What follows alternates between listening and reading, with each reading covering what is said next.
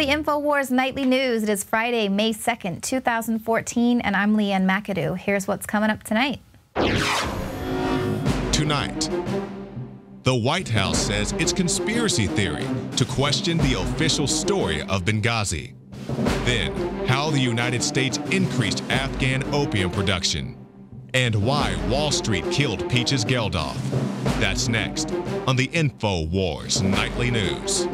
I'm never going to commit suicide. Never, never, never, never, never, never, never, never, never, never, never, never, never, never. The House Oversight Committee Chairman Darrell Issa has issued a subpoena for the Secretary of State John Kerry. He wants him to come before a committee on May 21st to talk about Benghazi. He wants him to testify. And now this comes in the wake of those smoking gun emails that show the White House officials worked to craft that narrative. The attack was part of a YouTube video protest, and it did not indicate a broader failure of policy. Now, Issa said in a letter to Kerry, compliance with the subpoena for documents is not a game. Because your department is failing to meet its legal obligations, I'm issuing a new subpoena to compel you to appear before the committee to answer questions about your agency's response to the congressional investigation of the Benghazi attack. So here he goes again, trying to use stronger words to compel them to comply with the inquest to find out what happened with Benghazi. But apparently, what does he just not know how this administration works? They do what they want to do. The Department of Justice is, Eric Holder is still in contempt of Congress for failing to bring forth documents on Fast and Furious. You don't want to go there, okay? I don't want to go there? No. These emails directly link the White House to Susan Rice's false talking points on Benghazi. Yet they say that they withheld these emails because they had nothing to do with Benghazi. They were just giving her talking points on the general situation going on with the protests going on worldwide. Now, Rand Paul says it's clear that the White House was just more focused on spinning the details of the attack rather than the truth. Paul said the email read like a script from a Hollywood producer. He said it's what a producer would do when saying, what do you want the general feeling to be from this? And the feeling needs to be that this is not terrorism. But now the White House has to backtrack and spin their spin. And how are they going to do that? By gaslighting. They say, what are you talking about? You wanted the emails on Benghazi. These aren't those emails. What emails are you talking about? These are just, they're not a smoking gun. This is an email that says there's a bigger cover-up going on. What are you talking about? It's not another Obama administration scandal. And Jay Carney even went so far as to say it's a conspiracy theory looking for a conspiracy. He said these so-called smoking gun emails had nothing to do with Benghazi. And then he tries to throw the State Department under the bus. You would have to ask the State Department about their process for responding to FOIA requests. Again, you can just read it and then decide for yourself. As many people have now said and written, like this is a conspiracy and theory and search of a conspiracy. The conservative group comes in and says, we want Benghazi documents. The administration says, this is not a Benghazi document, so we're not turning it over, right? Again, I don't, like, this is a State Department FOIA request response. But again, we all know how this administration responds to those requests. Apparently now Congress is going to have to get all of their information from outside sources like Judicial Watch, who files FOIA requests. So then they roll in former National Security Council spokesman Tommy Vietor. He is asked as well about the talking points and his role that he played in changing them. Fox News asked him about adding a line that the administration was warned the day before the attacks of social media reports calling for demonstrations. This was in order to bolster this false idea the attack was the spontaneous result of a riot against the video. Well, Vietor affirmed this, but then when Fox News asked him if he'd changed the word attacks to demonstrations, he got amnesia. Did you also change attacks to demonstrations in the talking points? Maybe. I don't really remember. You don't remember? Dude, this was like 2 years ago. We're still talking about the most mundane it is the thing process that everybody is talking about. We're talking about the process of editing talking points. That's what bureaucrats do all day long. So apparently Tommy is who the White House rolls out when they want to just show that they're hip with the kids. And that dude, it was like so 2 years ago, because then he tweeted out that Fox News must have had him on the show to talk about a Throwback Thursday.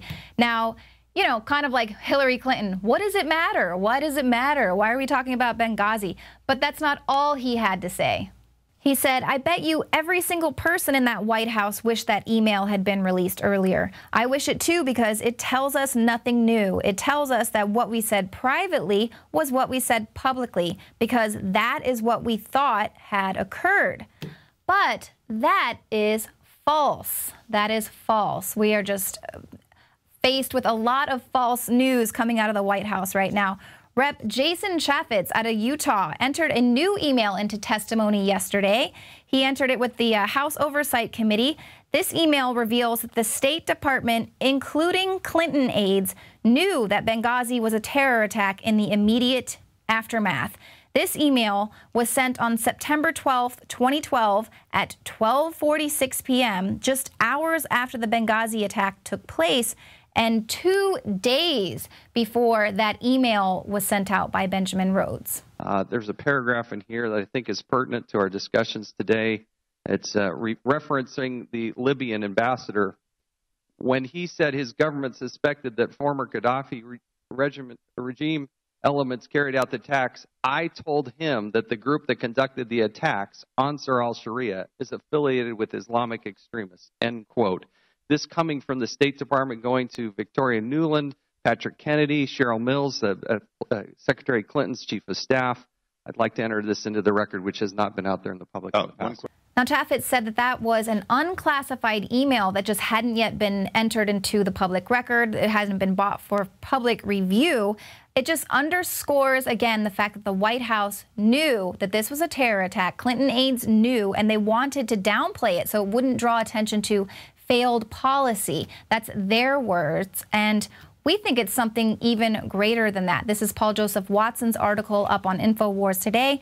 Why the White House is desperate to bury Benghazi. The cover-up is about shielding details of arms smuggling to terrorists in Syria. The fact is, an annex near the U.S. Embassy was being used by the CIA to transfer surface-to-air missiles to terrorists in Syria. Now, in May of last year, Rand Paul was one of the first to speculate that the truth behind Benghazi was linked to an illicit arms smuggling program. He told CNN that I've actually always suspected that, although I have no evidence, that maybe we were facilitating arms leaving Libya, going through Turkey into Syria. And he added that he never quite understood the cover-up, if it was intentional or incompetence. Now, at the same time, it emerged that the U.S. State Department had hired an al-Qaeda offshoot organization to defend the Benghazi mission months before the attack. And then months later, Senator Paul was vindicated when it emerged that the CIA had been subjecting its CIA operatives who were on the ground during the attack to mandatory monthly polygraphs in order to prevent them from talking to Congress or the media about a program that revolved around secretly helping to move surface-to-air missiles out of Libya, through Turkey, and into the hands of Syrian rebels. And that was reported by CNN. Now, the real truth behind Benghazi is likely to reveal that the Obama administration knowingly and deliberately provided surface-to-air missiles and other weapons to the most bloodthirsty al-Qaeda jihadists in Syria. So, if a proper investigation into Benghazi was to come about and we were able to get concrete evidence of this happening, Obama would be impeached, members of his administration would be jailed. This is far beyond the articles of impeachment that took down Nixon. And this is just one of the cover-ups that the White House really just wants to sweep under the rug and doesn't want the American people to get to the bottom of. And I'm not talking about them smuggling weapons and Fast and Furious and all that. I'm talking about their hand in the drug trade. Now, specifically opium production out of Afghanistan. It's at an all-time high, and officials are saying that it's because of troop withdrawal. Now, American taxpayers have spent $7.5 billion over the past 12 years on counter-narcotics efforts inside Afghanistan. But according to a Special Inspector General report, since 2008, these so-called eradication efforts have affected, on average, less than 4% of the annual national poppy crop. So, as we've shown you before, the troops are actually there protecting the opium farmers.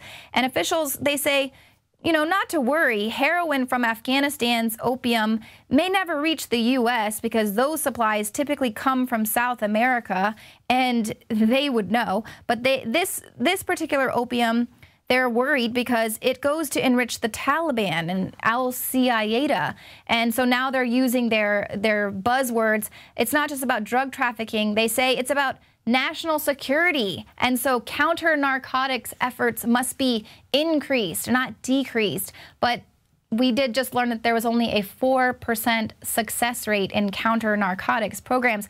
Basically, they just want our tax dollars to go pay for them to wipe out their competition. And that's why I kind of find it really funny, albeit tragic, when you see headlines about Peaches Geldof and how now the authorities say she likely died from a heroin incident. I don't know if it was an OD, but heroin definitely played a part in her death. And now they're looking for the killers. They're looking for the dealers that supplied her with this heroin. But if that's what you're really after, cut the head off the snake. Am I right? Most heroin is produced in Afghanistan, which is a country that is occupied by the U.S. military. In 2009, Ethan Huff wrote, "The U.S. military has been specifically tasked with guarding Afghan poppy fields from which opium is derived in order to protect this multi-billion-dollar industry that enriches Wall Street, the CIA, MI6, and various other groups that profit big time from this illicit drug trade scheme." That same year, we reported on the brother of Afghan President Hamid Karzai. He was the kingpin of the country's booming opium trade. Now, Karzai was also on the CIA payroll, and that was according to a story that was published by the New York Times. And here's a clip of Geraldo. It's kind of hard to find this clip on YouTube, but of course we have it archived. This is where a soldier is explaining to him his duties there in Afghanistan. U.S. soldiers greet farmers. Can you show me which poppy field is yours? They commiserate with farmers having a bad harvest. Tell him I'm very sorry for his field this year, and hopefully he has a better harvest next year. And in one case, they even paid a farmer $1,000 after U.S. and Afghan special forces burned his crop. It goes on and on. There is an abundance of evidence that the U.S. government is involved in the international drug trade. You can go to the article on INFOWARS.com. There it digs deep. Much of the information is actually published in the Congressional Record, but Kurt Nimmo does a really good job of breaking it down. But really, if you want to find Peaches Geldof's murder, just head to Langley, Virginia. You'll probably find the murderer there. Now, coming up, we have a very special report. Alex Jones, he decided that he is going to dole out a Baghdad Bob Award for the biggest political liar of the last 20 years. It was pretty hilarious. That happened on today's show. And then Jakari Jackson, he asks the question, who really should have the right to bear arms? All that and more is coming up right after this.